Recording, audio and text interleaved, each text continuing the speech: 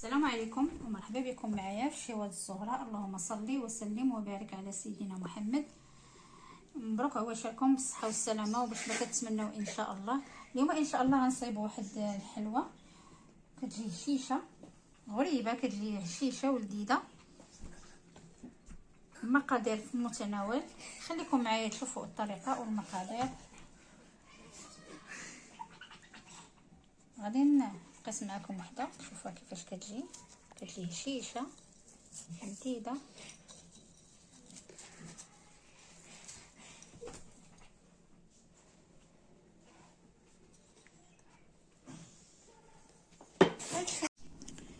بسم الله على بركه الله. اول حاجه غادي ندير واحد القبيصه ديال الملحه كتشوفوا.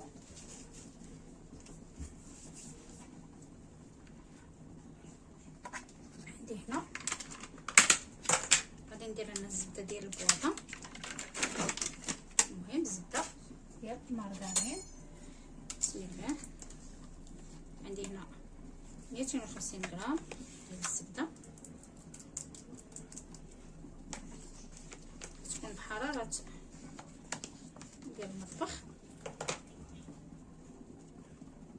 باش كتساعدنا دغيا اننا. هنا عندي 2 كيسان ديال الزيت بالقياس ديال كاسه العنبه ولا زلافه بحال هكا.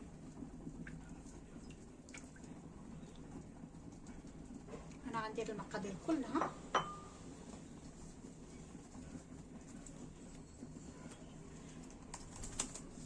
ساشي ديال الواني كي لكم تنسموا باي نسمه نتوما كتعجبكم. كاس ونص ديال السنيده بالقياس ديال كاس العنبه.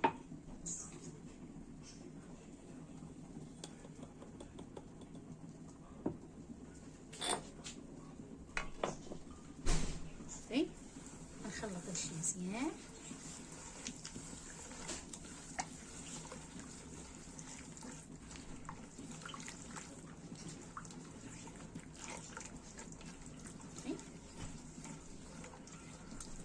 غادي نخلط داكشي مزيان. هنا عندي كاس ديال كاوكاو محمر محيده ديال القشره وخليته غير بحال هكا مهرمش باش كيجي يعطي واحد المذاق زوين. وهذيك ملي كنكونوا ناكلو في الغريبه ديالنا كنحسوا بهاد الكاوكاو ونعضوه ونضغوه كيعطي مذاق زوين. هنا عندي كاس معمر ديال الجوجلان حتى هو حمرته وهرمشته واحد شويه.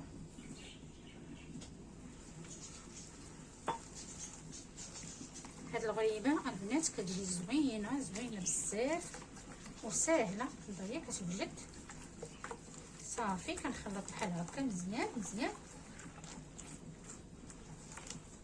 بغيتو ما ديروش كاوكاو يمكن لكم تعوضوه باللوز حتى هو يجي مزيان، اولا الكركاع، كل واحد على حسب الرغبه ديالو.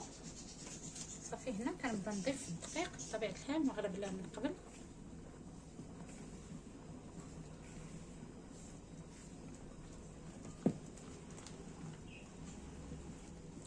صافي غادي نخلط مزيان.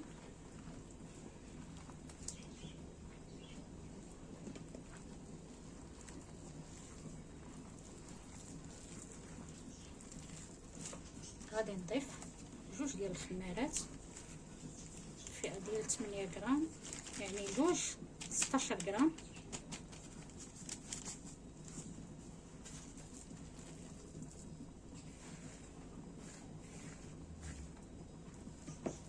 غادي نبقى نضيف الدقيق شويه بشويه عين ميزاني.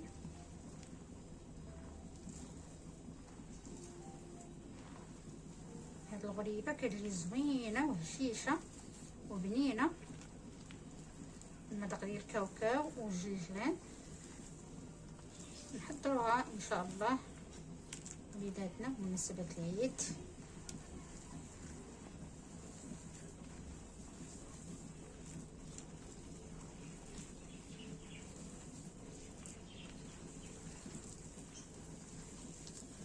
نستمر بحال هكا.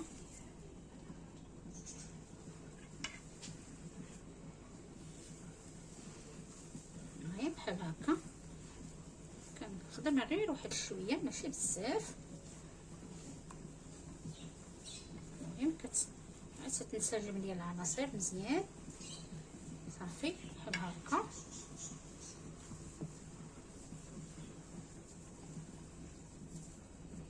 كتبان ليا بانها بدات كتجمع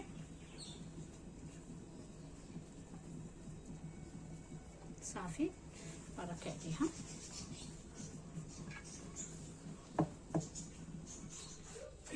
صافي هنا غادي نبدا نكور. كناخذ القياس ديالي على حسب نتوما الحجم اللي بغيتو. انا غندير هاد الحجم بحال هكا، وغادي نفندها في السكر كلاصي يكون من النوعيه الجيده بحال هكا صافي. وغادي نبدا نحط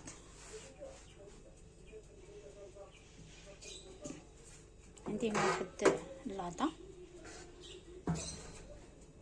بحال هكا.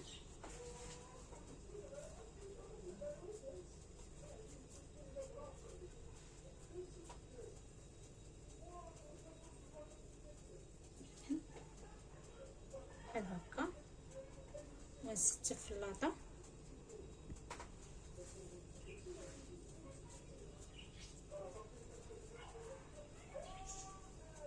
غادي نبقى بحال هكا حتى نكمل هاد بحال هكا. ندورها في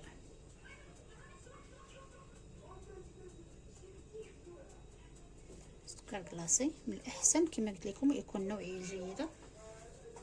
نستمر نكمل هاد اللاطه. وغادي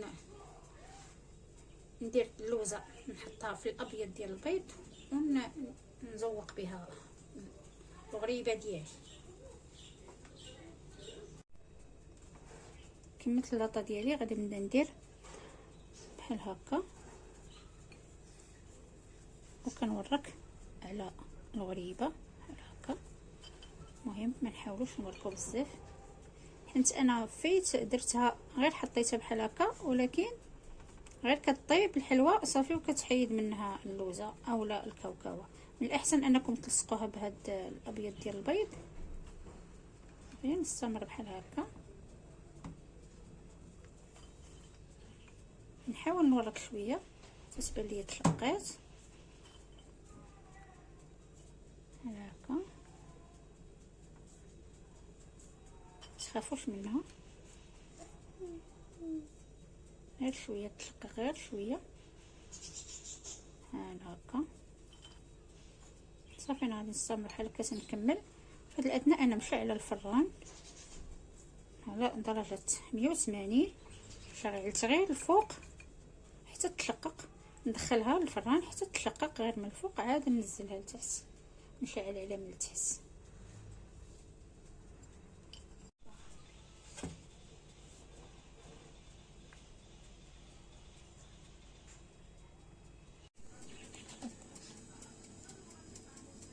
الشكل ديالها مازال في الفران كما كتشوفوا.